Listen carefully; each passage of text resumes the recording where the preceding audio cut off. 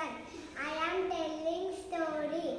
ఒక అనగనలంట ఒక దయ్యం ఉందంట. ఆ దయ్యానికి ఇద్దరు పిల్లలంట.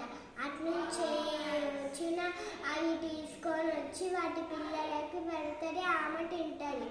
కొన్ని రోజులనక మాకు వద్దు, మాకు ఫ్రూట్సే కావాలి అని అవి ఏడ్చినాయి.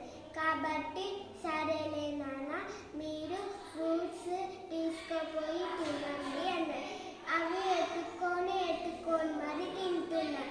కాబట్టి ఒక పిల్లలు వచ్చి వాటికి లంచ్ పెట్టి వెళ్ళినాయి. రోజు అట్లనే గడుస్తుంది. ఒక రోజు ఇంకా అవి ఇంట్లోకి వెళ్ళాయి.